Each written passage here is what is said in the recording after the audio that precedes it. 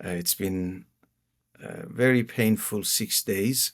A lot of these nights I've been sleepless, following the news and with people and around the life of people. One of the stories that I want to share off the cuff right at the beginning is to pay attention to the details in this time of turmoil is both overwhelming and exhaustive, yet it is important. On the first day of the war, a woman who is a student at the school where I teach called along with her husband from Tehran, and she said that she is 4 months pregnant. And she said that I'm afraid that I will lose my baby. And she was in tears saying that all these loud noises of explosion and challenges that have surrounded us are so terrifying. And she said, if I lose my child, I will kill myself. So, I mean, that's one of the stories, right? If we go through the pages of stories of mothers losing children, children losing parents, people losing hope, there are countless amount of stories, and there is no end to the catastrophe and the trauma that are associated with war and situations, uncertain situations like what we are in. But that is one side of the coin. There is a flip side to this. I have received more than what you can imagine. Personal messages, direct messages, and also general public messages in different platforms that people are celebrating the current war between Israel and Iran. And they are saying that finally, after 46 years of brutality of a regime that has challenged humanity in three levels, all three levels of local within the nation of Iran, by persecuting and oppressing the people of Iran, of either minority people like Christians, Baha'is, Jews, or people like gays and lesbians, etc. Set aside our differences, okay? I don't want to talk about that. But number two, I mean, even Muslims, even the Shiite Muslims, there have been more Shiite Muslims killed by the Islamic regime of Iran than during the war between Iran and Iraq. They were killed in 8 years. All right. Wow.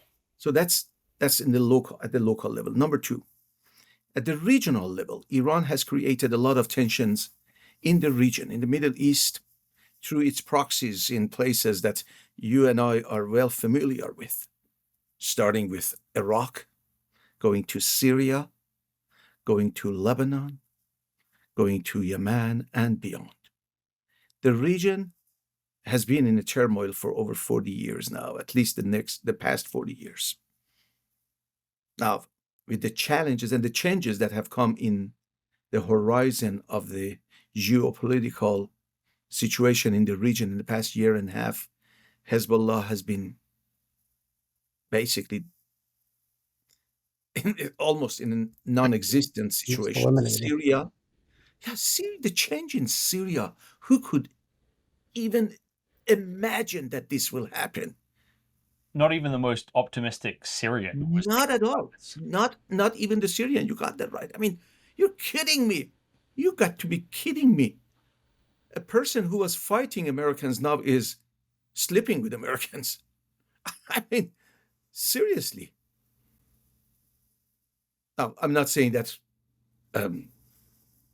it's a figure of speech. Yes, so. it's poetic. Sure. We understand. I don't want your program to be bombarded saying that nobody does. He's Persian. He speaks in poetry. Right. The big caption is politics breeds strange bedfellows, right? So there you go. Thank you. We're going to go with that.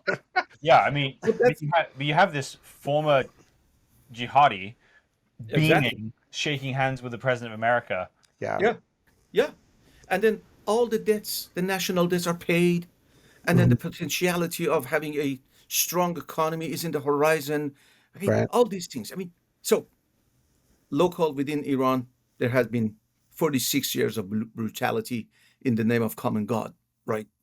In the region, there have been an expansion of hegemony and hegemonization of the Shiite understanding of Islam over the region, and also oppressing others and creating a lot of tensions in the region.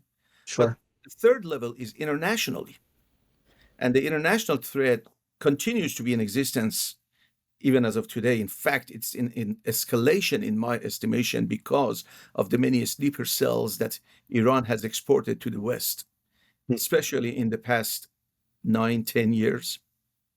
Not that it was not before that, but during the Obama administration, a large, massive group of people, it's been estimated that were exported to America, and also during this mass entrance of people coming from the southern borders into the United States, it's been estimated that many sleeper cells from places like Iran have entered the US and also the rest of the West in other countries that continue to be in existence. Now, with this kind of challenges, the people of Iran have received countless amount of messages, as I said, that are celebrating. Someone wrote this, James, on my Instagram message saying that, Brother Mansour, I hope that we won't die.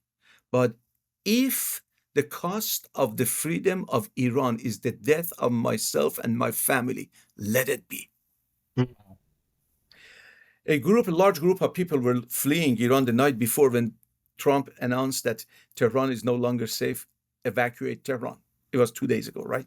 Yep. So a large group of people started going to the northern part of the nation by the Caspian Sea, and there is a long tunnel in the road called Chalus.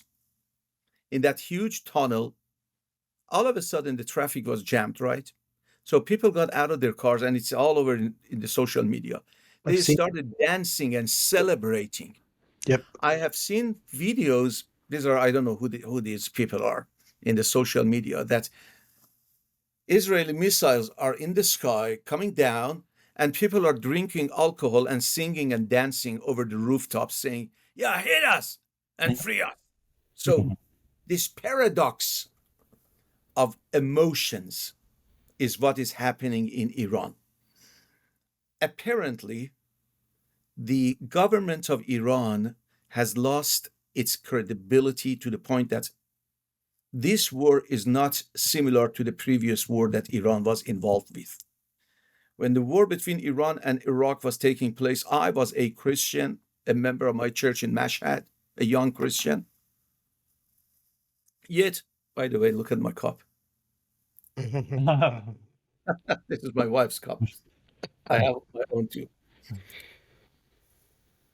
When I was a member of that church, a young Christian, the war was happening between Iran and Iraq. And I, as a Christian, as a volunteer person, decided to join the Red Crescent and go to the rescue of the people in war. I was in the war zone for 6 months and 13 days until I was wounded and was brought back. I was feeling I'm responsible to defend my country because it was under the siege of a foreign country. This is not the same feeling that the people of Iran are expressing in these days. This is not what I'm hearing from the people of Iran. They're saying that, yes, we are under the siege of a foreign nation, but it is for the liberation of Iran. It is to free us up and let it be. So this is the shortest answer that I could offer to your question.